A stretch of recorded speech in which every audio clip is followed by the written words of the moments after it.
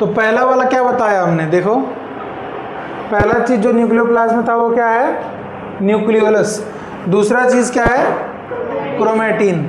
Chromatin क्या होता है, सबसे पहली बात कि it is present in non dividing cell. जब सेल डिवाइड नहीं कर रहा होता है तब उसमें क्रोमेटिन देखने को मिलता है।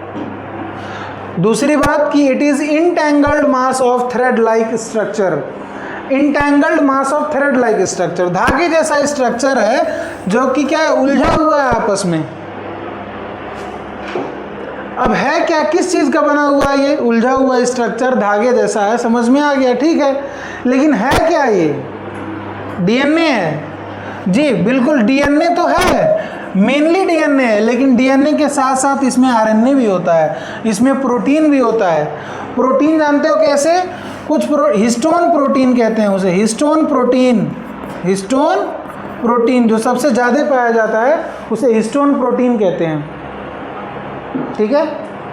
अच्छा, चौथा पॉइंट इससे रिलेटेड क्या लिखोगे कि it gets condensed into chromosome when cell is dividing. It gets condensed to form chromosome when cell is dividing.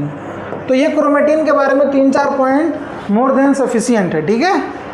इसके बाद आपका क्या आ जाएगा, क्रोमोसोम आएगा। तो पहले ये लिख लीजिए आप फटाफट,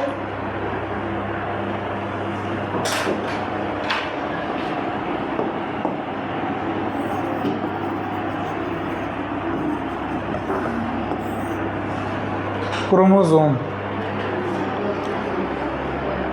सर ये आरएनए राइबोन्यूक्लिक एसिड मतलब ये कैसे उसमें प्रेजेंट होगा समझ।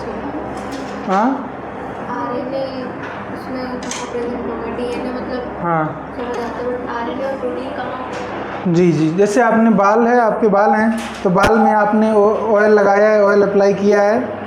आजकल लोग उसके अलावा और चीज़ें भी लगाते हैं ना, कंडीशनर वगैरह क्या क्या, तो समझ लो बाल के ऊपर वो सब भी चिपका हुआ है।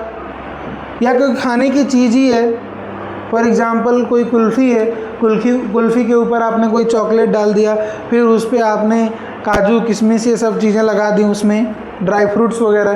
तो बस ऐसा ही है कि मेन कंपोजिशन जो है, ये क्रोमेटिन में जो मेन कंपोजिशन है क्या रहेगा, वो डीएनए है, लेकिन यहाँ पे बीच बीच में प्रोटीन वगैरह आरएनए वगैरह भी प्रेजेंट रहेगा, ठीक है। आरएनए का क्या काम है? आरएनए का क्या काम है, डीएनए जानते हो। जब आप आगे पढ़ोगे तो ये देखोगे कि हमारे शरीर में जो न्यूक्लियस में डीएनए होता है ना, न्यूक्लियस में जो डीएनए होता है, यही डीएनए से बाद में आरएनए बनता है, और ये आरएनए जब आगे जाता है तो ये प्रोटीन बनाता है। तो ये होता रहता है प्रोसेस, डीएनए से डीएनए भी बनता है हमारे न्यूक्लियस के अंदर। जैसे किसी एक न्यूक्लियस में डीएनए है ना, तो जब वो न्यूक्लियस डिवाइड करके 2 न्यूक्लियस बनाएगा, सेल डिवाइड करेगा, तो वो डीएनए कहाँ से आएगा, वो डीएनए से डीएनए नया बन जाता है। सेल डिवाइड करने से पहले जो उसके अंदर डीएनए होता है ना, उसका अमाउंट डबल कर लेता है, डुप्लीकेट करके, अपने आप को डुप्लीकेट करके डबल कर लेता है अमाउंट। तो डीएनए से डीएनए भी बनता है, डीएनए से आरएनए भी बनता है। इस आरएनए को आगे लेकर जाएंगे तो प्रोटीन बनाया जाता है इससे, प्रोटीन। और प्रोटीन तो आप जानते ही हैं कि हमारे बॉडी में कितना एसेंशियल है। क्या पढ़ते हो आप लोग, it is the building block of our life ना, यही पढ़ते हैं। तो इसीलिए वहाँ पे आरएनए है, ठीक है। अब क्रोमोसोम देखा जाए, chromosome, what is chromosome? It is present in the dividing cell. हाँ, आप ऐसे कह सकते हो सिंपल में कि it is rod like structure. What? Rod like structure that is formed due to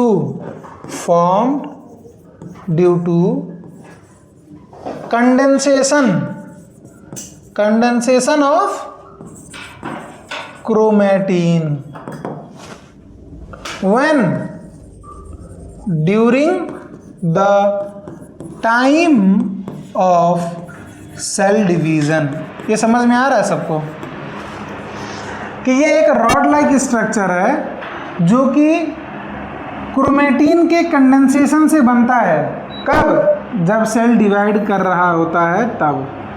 हाँ, मतलब मैं ऐसे लिख सकता हूँ क्या कंडेंसेशन का मतलब? तो पहले तो बता दो सबसे पहले।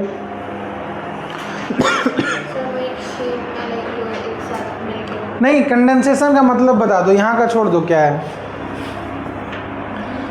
आपने पढ़ा नहीं है 6th 7th 8th में? वाटर वेपर, वाटर जो है वेपर में बदल जाता है, इसको आप क्या बोलते हैं? वेपराइजेशन इसको बोलते हैं। कंडेंसेशन इसका अपोजिट होता है, जब vapour turns into liquid, that is called condensation. हाँ,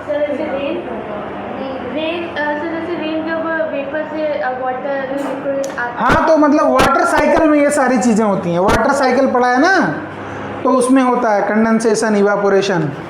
मैं ये बता रहा हूँ, कोई ऐसे देखो, सुनो, अब गैस और वाटर में फ़र्क क्या होता है? गैस और वाटर में क्या फ़र्क है? मतलब सॉरी कह रहा हूँ, वाटर वेपर में और वाटर में क्या फ़र्क है? वाटर लिक्विड है और वाटर वेपर क्या है? गैस है। तो आपने मैटर वेटर पढ़ रहे हो ना केमिस्ट्री में, या 9th में पढ़ा है, 8th में? तो मैटर जो में, गैस में जो होते हैं मॉलिक्यूल दूर दूर होते हैं, और लिक्विड में मॉलिक्यूल पास पास थोड़ा सा होते हैं, सॉलिड में एकदम पास पास होते हैं, कोई स्पेस ही नहीं बचता है। तो जब दूर दूर वाली चीज़ों को पास पास लेकर आ जाया जाए ना, तो इसी को कंडेंसेशन कहते हैं। समझ रहे हो? तो यहाँ पे भी कंडेंसेशन ही हो रहा है। कैसे? देखो, क्रोमेटिन कैसे होता है? क्रोमेटिन ऐसे उलझा हुआ है, और क्रोमोसोम का शेप कैसे होता है? बताओ। क्रोमोसोम तो ऐसे बनाते हैं ना हम लोग। तो ये उलझा हुआ था, अब इसे क्या कर दिया? सुलझा दिया आपने। ये दूर दूर था, आपने इसको एकदम पास ला दिया। इसी स्टेप को बोलते हैं कंडेंसेशन। क्या? कंडेंसेशन। ये क्या है? क्रोमेटिन। ये क्या है? क्रोमोसोम। तो जो क्रोमेटिन का कंपोजिशन होगा वही क्रोमोसोम का भी कंपोजिशन होगा। मतलब क्रोमोसोम में भी मेनली क्या है? डीएनए ही है, लेकिन उसके साथ साथ प्रोटीन और आरएनए प्रेजेंट हो सकते हैं। मतलब प्रोटीन प्रेजेंट रहेगा। कब? जब इसको, जैसे ये उलझा हुआ है ना, दूर दूर है, तो इसको पास पास लाने के लिए प्रोटीन्स वगैरह का इस्तेमाल किया जाता है, और वो प्रोटीन जो होता है यही हिस्टोन प्रोटीन होता है। ठीक है, लिखिए इसको।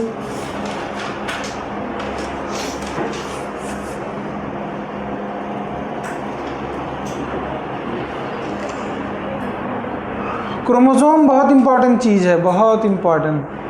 कैसे? पता है कुछ क्रोमोसोम के बारे में आपको? हाँ, it contains genetic information that is pass from parents to offspring. जैसे आप अगर देखते हैं, आप नोटिस किया आपने, तो आपके जो फैमिली मेम्बर्स हैं वो लगभग कुछ ना कुछ कैरेक्टर ऐसा मिलेगा जो सिमिलर होगा। कुछ ना कुछ कैरेक्टर ऐसा होगा जो आप में, आपके फैमिली मेम्बर्स के बीच में कॉमन होगा। कुछ ना कुछ कैरेक्टर आपके अंदर ऐसा होगा जिससे लोग पहचान जाते होंगे कि आप इनके बेटे हो या आप इनकी बेटी हो। तो वो क्यों हो पा रहा है? वो इसलिए हो पा रहा है कि आपके अंदर आपके पेरेंट्स से कुछ ना कुछ कैरेक्टर आए हैं। अब वो कैरेक्टर कैसे आए हैं? जीन्स के फॉर्म में आए हैं, क्रोमोसोम के फॉर्म में आए हैं। आपने क्लास 8th में ह्यूमन रिप्रोडक्शन पढ़ा था। ह्यूमन रिप्रोडक्शन में क्या होता है? मेल और फीमेल गैमीट फ्यूज करके जाइगोट बनाते हैं ना। तो मेल और गैमीट और फीमेल गैमीट होते क्या हैं? सेल ही तो होते हैं।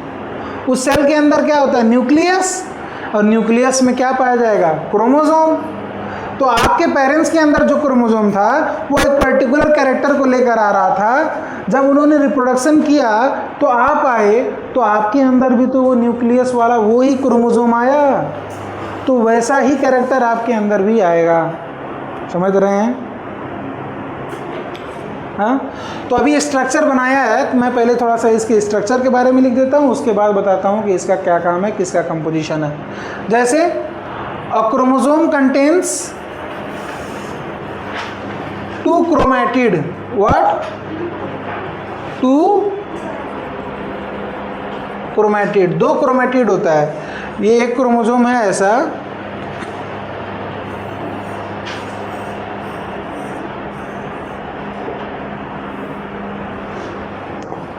और ये क्रोमोसोम जो होते हैं, दोनों क्रोमैटिड जो होते हैं अटैच्ड होते हैं एक पॉइंट पे। इस पॉइंट को सेंट्रोमियर कहते हैं। क्या कहते हैं? सेंट्रोमियर। तो ये एक क्रोमैटिड है, ये क्या है? एक क्रोमैटिड है, ये एक क्रोमैटिड है,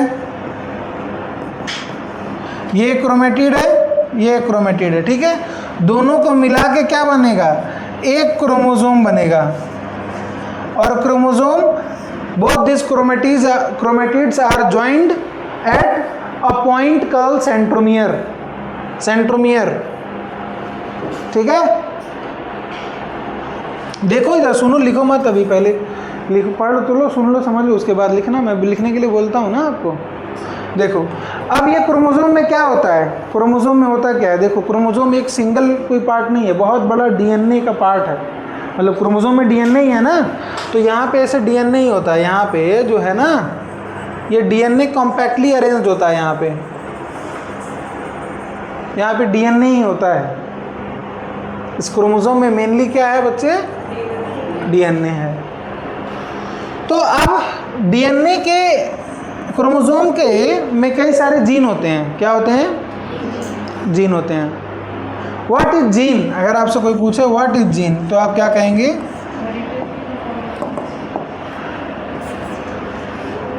अ पर्टिकुलर, देखो इधर, अ पर्टिकुलर सेगमेंट ऑफ क्रोमोसोम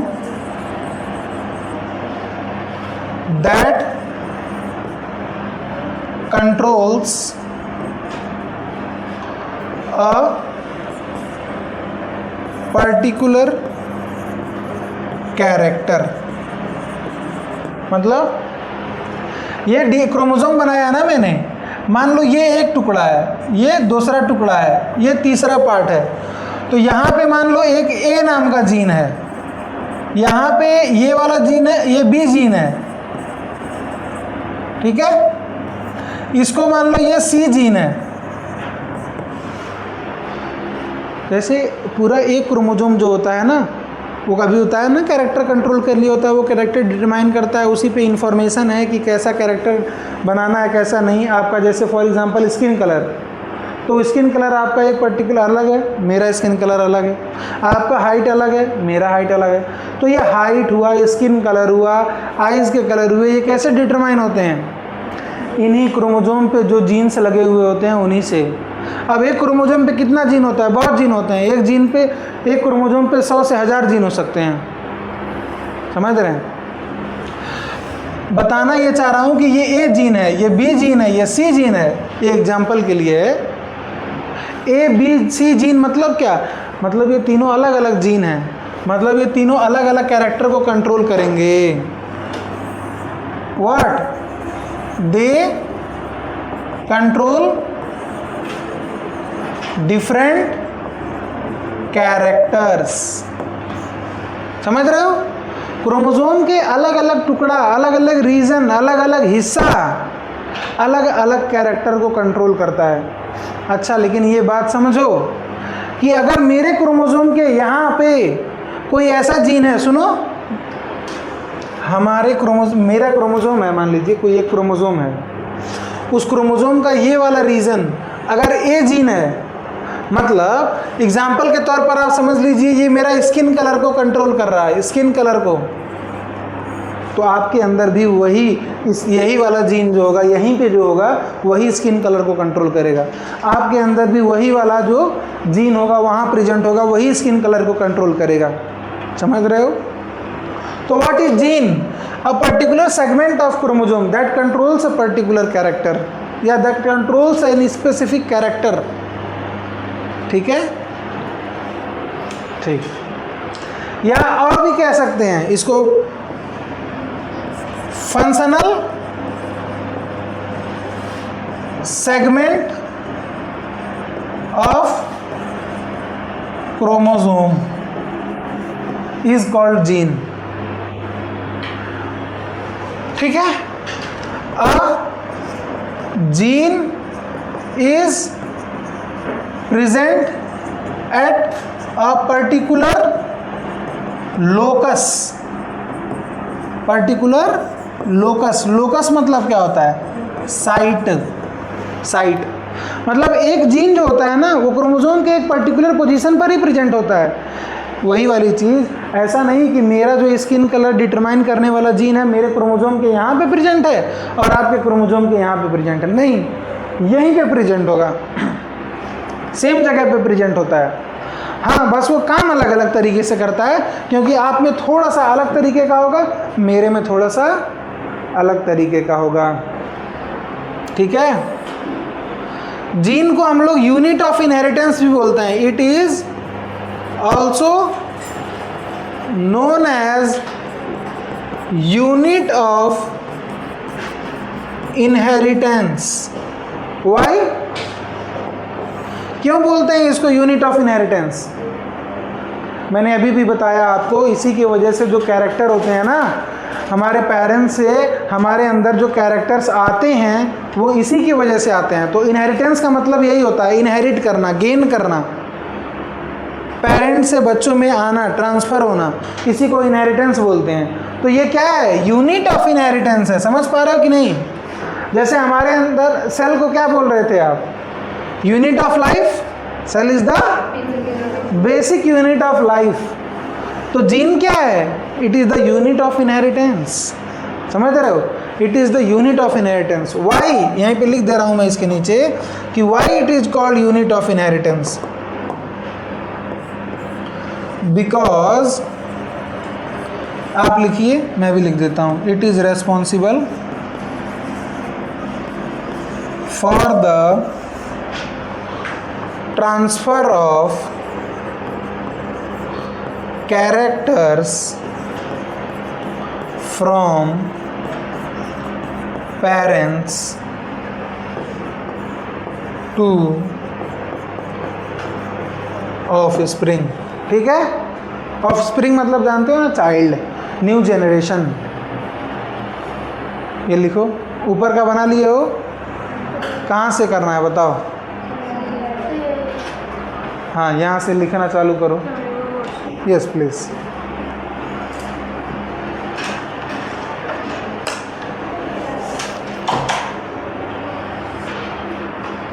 समझ में आ रहा बेटा? हाँ, हंस कॉपी नहीं लाए हो क्या? क्यों? क्या? मैथ लाया था। मैथ लाए थे? अच्छा, तुम फेयर में लिख रही हो कि रफ में? आलिया जी फेयर में नहीं लिख रही हैं, हाँ, कि फेयर में लिख रही हैं? हाँ, आपकी रफ है। जो ये वीरेंद्र स्वरूप के बच्चे ज़्यादातर नहीं आए हैं क्या? हाँ, वही मैं कह रहा हूँ, ज़्यादातर वीरेंद्र स्वरूप वाले नहीं आए हैं क्या? कि आगे दो लड़कियां और वो दो लड़के जो बैठते हैं वो तो नहीं आए, इसके अलावा कौन कौन नहीं आया है? अनायता नहीं आई है, पंखुड़ी भी नहीं आई है। 5-6 लोगों के ना आने की वजह से क्लास में शांति है। ठीक है, ये आगे बढ़ाऊं?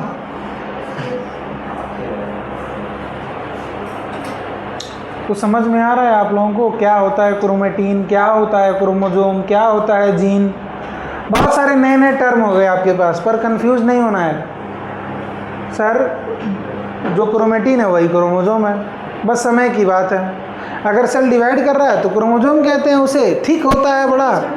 और अगर वो सेल डिवाइड नहीं कर रहा होता है, उलझा हुआ रहता है धागे जैसा एकदम, उसको क्रोमेटीन कहते हैं। अच्छा, जब क्रोमोसोम बन जाता है तो उसमें एक पर्टिकुलर पार्ट जो होता है, एक पर्टिकुलर रीजन जो होता है उसका, वो ही एक कैरेक्टर को कंट्रोल करता है। उसी को जीन कहते हैं। तो जीन को फंक्शनल यूनिट ऑफ हेरिडिटी कहते हैं, या फंक्शनल यूनिट ऑफ क्रोमोसोम कहते हैं, या यूनिट ऑफ इनहेरिटेंस कहते हैं।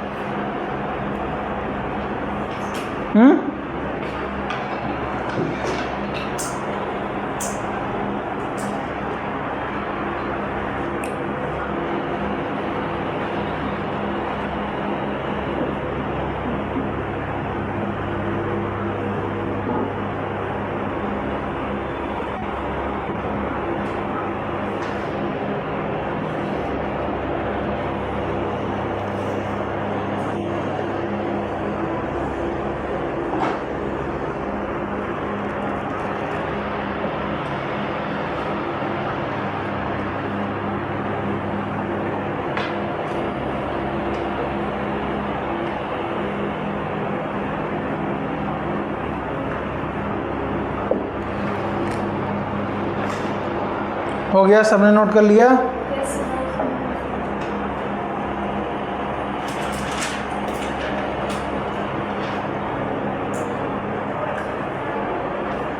ठीक है, आगे देखिए। अब इसके बाद फंक्शन लिखना है आपको। What is function of nucleus?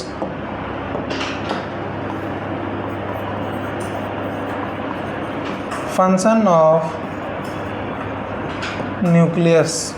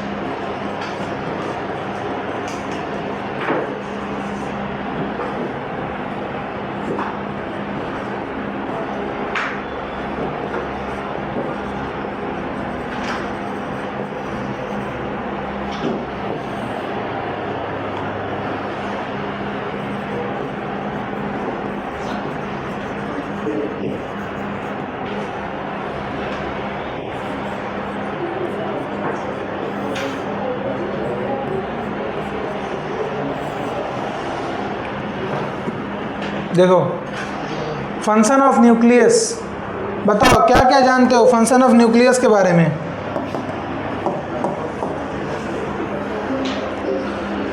Nucleus को director of cell, brain of cell या कंट्रोल सेंटर या कंट्रोल रूम ऑफ सेल कहा जाता है। क्यों?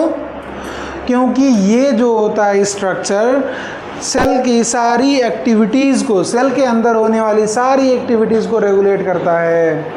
तो it controls all cellular activities of cell, so it is called brain या डायरेक्टर या कंट्रोल रूम ऑफ सेल। ठीक है। दूसरा चीज़, it plays role in cell division. Cell division में इसका क्या रोल है? देखो, जब न्यूक्लियस का साइज पे, साइज छोटा है या बड़ा है इस पे डिपेंड करता है। न्यूक्लियस और साइटोप्लाज्म का जो साइज होता है ना, इन चीज़ों पे डिपेंड करता है सेल का कब डिवाइड करना है कब नहीं करना है। ठीक है।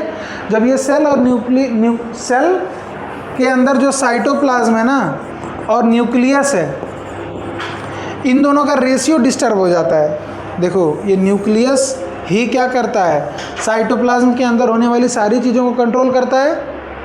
अगर क्या हो, साइटोप्लाज्म बहुत ज़्यादा क्या हो जाए,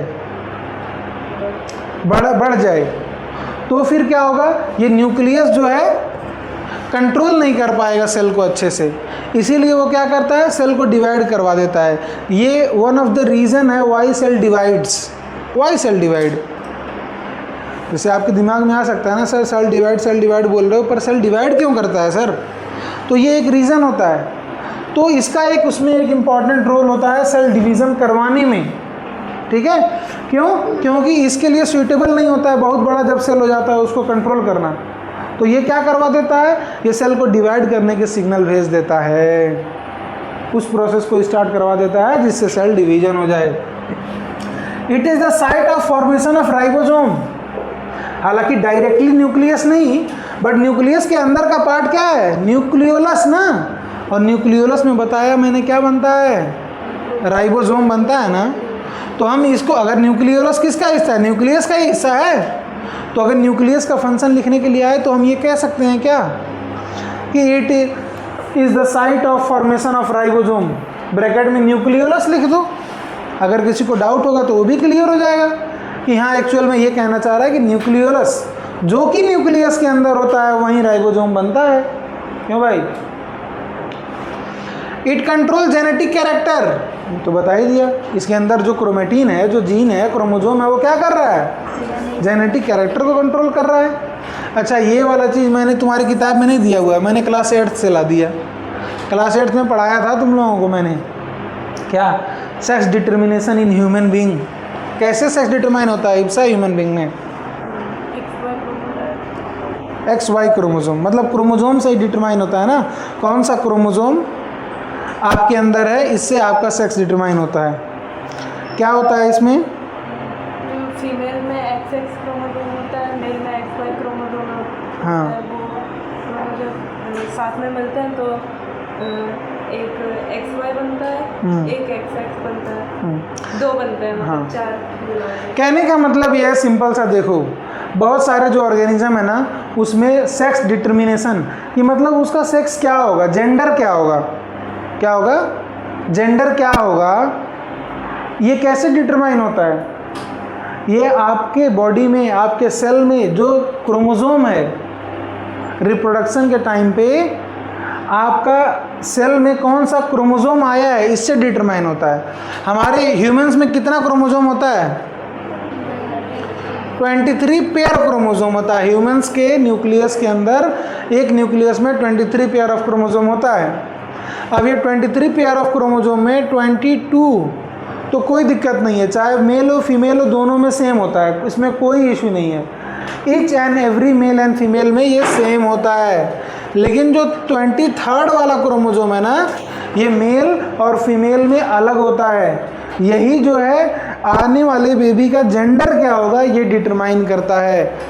जेंडर यानी सेक्स, तो इसीलिए इसको सेक्स क्रोमोसोम भी कह दिया जाता है। समझ रहे हो बात? जेंडर को बताने वाला क्रोमोसोम, जेंडर को डिसाइड करने वाला क्रोमोसोम। तो क्या हम ये न्यूक्लियस का एक फंक्शन लिख सकते हैं? क्योंकि न्यूक्लियस में क्या है, क्रोमोसोम ही है ना, क्रोमेटिन ही है ना, और वो in most of the organism sex is determined by what? Chromosome. Example, human human में sex is determined by 23rd pair of chromosome, और जिसे हम लोग सेक्स क्रोमोसोम कहते हैं। जैसे ये मेल होगा, मेल में क्या है, XY क्रोमोसोम होता है, फीमेल में क्या होता है, XX होता है ना। ये दोनों मान लीजिए कि ये दोनों XY आपस में रिप्रोड्यूस कर रहे हैं, तो क्या करेंगे, तो इससे गैमीट बनेगा ना। मेल दो तरह का गैमीट बनाता है बच्चों, एक X और दूसरा Y। लेकिन जो फीमेल है वो क्या, वो सेम टाइप, अब चाहे 2 बार लिखो चाहे 1 बार, बात एक ही है, एक ही तरह का गैमीट बनाती है फीमेल। अब ये वाला जो X क्रोमोसोम है ना, अगर फीमेल से भी X आ गया और मेल से भी X आ गया जाइगोट के अंदर, तो जो ऑफस्प्रिंग होता है वो XX होती है, यानी वो फीमेल हो जाती है, गर्ल चाइल्ड हो जाती है। और अगर फीमेल से क्या आया, X आया, लेकिन मेल से क्या, Y क्रोमोसोम आ गया, तो क्या होता है, इधर से X आया और इधर से Y, तो ये जो चाइल्ड है वो क्या होगा, मेल होगा। तो आने वाले ऑफस्प्रिंग का, बेबी का जेंडर क्या होगा, वो कौन बताता है, वो कौन बताता है, क्रोमोसोम बताता है। ठीक है,